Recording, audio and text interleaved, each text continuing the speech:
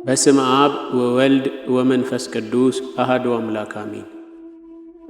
በአብ ስም አምኜ አብን ወላዲ ብዬ፣ በወልድ ስም አምኜ ወልድን ተወላዲ ብዬ፣ በመንፈስ ቅዱስ ስም አምኜ መንፈስ ቅዱስን ሰራጺ ብዬ ምንም ላጠይቁ አካላት በስም በአካል በግብር ሦስት ብንል በባህሪ በሕልውና በመለኮት አንድ አምላክ ብለን አምነን የዛሬ መርሃ ግብራችንን እንጀምራለን። ቀራንዮ ሚዲያ። ኑ በብርሃኑ ተመላለሱ። በዚህ መርሃ ግብራችን የቅዱሳን የሰማዕታትና የተለያዩ ኦርቶዶክሳዊ ይዘት ያላቸውን መዛግብት የምንዳስስበትና የቤተ ክርስቲያንን ታሪክ የምናቀርብበት መርሃ ግብራችን ነው። እንኳን ወደ ቀራንዮ ሚዲያ መንፈሳዊ ቻናል በሰላም መጣችሁ። በዚህ መርሃ ግብራችን በየዕለቱ የሚከበሩ የቅዱሳን መታሰቢያ በዓላትን፣ የየዕለት ትምህርቶችን፣ መንፈሳዊ ዜማዎችን፣ የየዕለት ገድላት፣ ድርሳናት፣ የየዕለት ስንክሳር የምናደምጥበት መንፈሳዊ ቻናል ነው። እርሶም ትልቅ ትምህርት የሚያገኙበት ቻናል ስለሆነ ሁላችሁም ወደዚህ ቻናል በመምጣት ላይክ፣ ሼር፣ ሰብስክራይብ በማድረግ የመርሃ ግብሩ ተካፋይ ይሁኑ። የዛሬ መርሃ ግብራችን የሚያተኩረው ሆሳዕና ላይ ነው። ሆሳዕና ማንም አንዳች ነገር ቢላችሁ ለጌታ ያስፈልጉታል በሉ። ጌታችንና አምላካችን መድኃኒታችን ኢየሱስ ክርስቶስ አስቀድሞ እንደተናገረ ወደ ኢየሩሳሌም ሊገባ በቀረበ ጊዜ በደብረ ዘይት አጠገብ ከምትሆን ከቤተ ፋጌ ደረሰ። ቤተ ፋጌ የድሆች መንደር ናት። ከዚህም የምንረዳው በቤዛነቱ ድሆችን ባለጸጋ ለማድረግ የመጣው አምላክ ድሆችን እንዳልናቀ ነው። ምክንያቱም ከአዳም ጀምሮ የነበሩት ነፍሳት የጽድቅ ድሆች ሆነው በሲኦል ወድቀው በኃጢአት ቀንበር ተይዘው በዲያብሎስ ተረግጠው ይማቅቁ ነበርና። ጌታችን በተመሳቀለ መንገድ ላይ ቆሞ ከደቀ መዛሙርቱ ሁለቱን በፊታችሁ ወዳለችው መንደር ሂዱ፣ በዚያም አህያ ከውርንጫዋ ጋር ታስራ ታገኛላችሁ፣ ፈታችሁ አምጡልኝ። ማንም አንዳች ቢላችሁ ለጌታ ያስፈልጉታል በሉ፣ ወዲያውም ይወስዳቸዋል ሲል ላካቸው። ጌታችን ደቀ መዛሙርቱን በተመሳቀለ መንገድ ላይ ቆሞ የላከበት ምክንያት ድኅነተ ምእመናንን በመስቀል ላይ የምፈጽምበት ጊዜ ቀርቧል ሲል ነው። በሌላ በኩል ደግሞ አያሌ ያልታሰሩ አህዮች እያሉ በመንደር የታሰሩትን የመረጠበትን ምክንያት አለው። ይህም በመንደር ማለት በሲኦል የሚማቅቁ ነፍሳት ሁሉ ከማኅበረ ኃጢአት የሚፈቱበት ጊዜ መቅረቡን ለማጠየቅ ነው።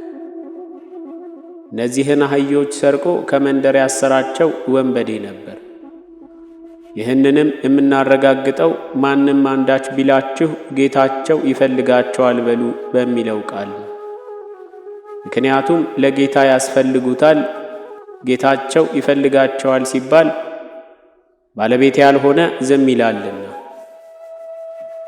እንዲሁም ጌታችን ኢየሱስ ክርስቶስም ፈጥሯቸዋልና ጌታቸው ነው።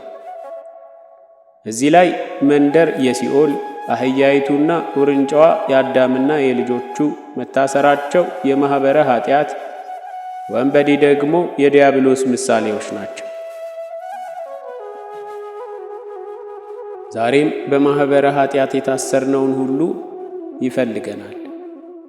ለዚህም ከኃጢአት ማሰሪያ የሚፈቱንን ካህናት ሰጥቶናልና። በተጨማሪም አህያይቱ የእስራኤልና የሕገ ኦሪት፣ ውርንጫዋ ደግሞ የአሕዛብና የወንጌል ምሳሌዎች ናቸው። ምክንያቱም አህያይቱ ሸክም የለመደች ነች። እንደዚሁ ሁሉ እስራኤልም ሕግን መፈጸም የለመዱ ናቸው። ኦሪትም የተለመደች ሕግ ናት፣ ውርንጫዋ ግን ለሸክም አዲስ ናት። በዚህም ምሳሌ መሠረት አሕዛብም ለሕግ አዲስ ናቸው፣ ወንጌልም አዲስ ሕግ ናት።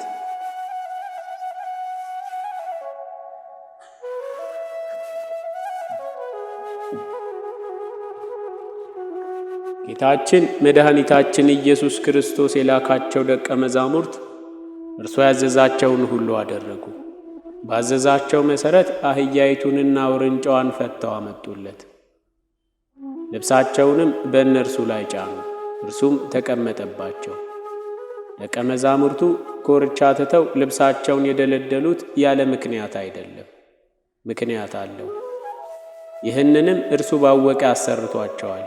ምስጢሩም ኮርቻ ይቆረቁራል፣ ልብስ ግን ይለሰልሳል። በመሆኑም የማትቆረቁር ሕግ ፍጻሜዋ ፍቅር የሆነ ሕገ ወንጌልን ሠራሁላችሁ ሲል ነው። ልብስ በአካል ያለውን ነውር እንደሚሰውር እርሱም ከባቴ አበሳ ኃጢአትን የሚሸፍን በመሆኑ በቸርነቱ በቤዛነቱ ኃጢአታችንን እንደሚሰውርልን ያመለክታል። ወደ ኢየሩሳሌም በገባም ጊዜ ከሕዝቡ እጅግ ብዙዎቹ እንኳን አንተ የተቀመጥህባት አህያ መሬት መርገጥ አይገባትም ሲሉ ልብሳቸውን በመንገድ ላይ አነጠፉ። ሌሎችም ከዛፉ ወይም ከዘንባባ ከቴምርና ከወይራ ጫፍጫፉን እየቆረጡ በመንገድ ላይ ያነጥፉ ነበር።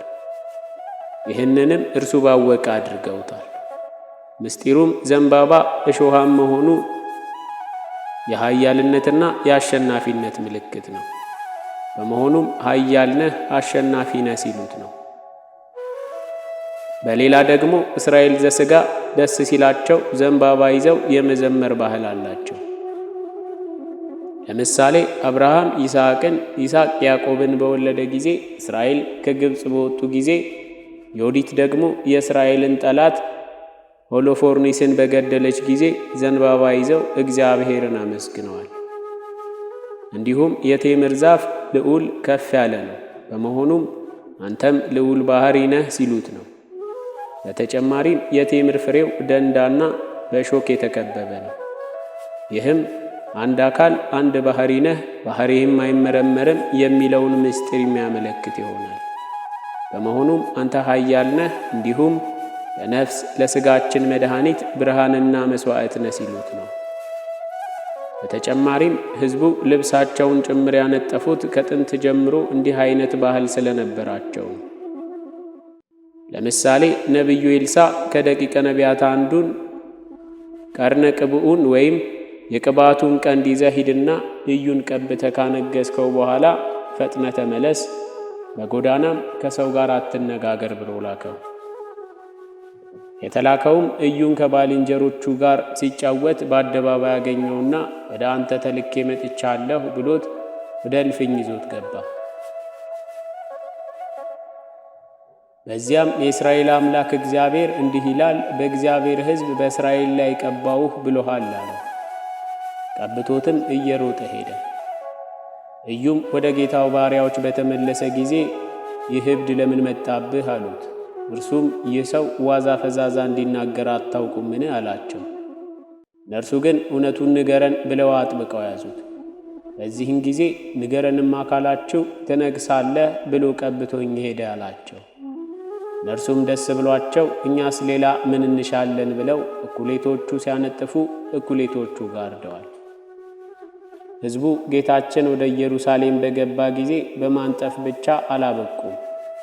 የሚቀድሙትም የሚከተሉትም ሕዝብ ሆሳዕና ለዳዊት ልጅ በጌታ ስም የሚመጣ እግዚአብሔር ነኝ ብሎ እግዚአብሔር መስክሮለት የመጣ ይህ መርገመ ሥጋ መርገመ ነፍስን የሚያጠፋ በረከተ ሥጋ በረከተ ነፍስን የሚያድል የተባረከ ነው፣ ሆሳዕና ባርያም በሰማይ ያለ መድኃኒት እያሉ ይጮኹ ነበር።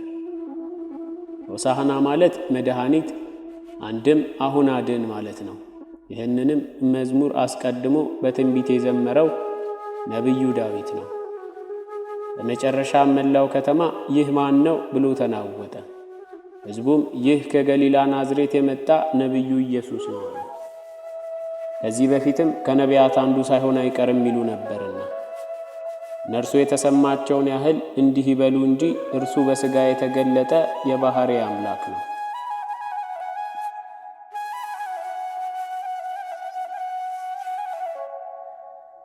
ከኪዳነ ጽድቅ መጽሐፍ የተወሰደ።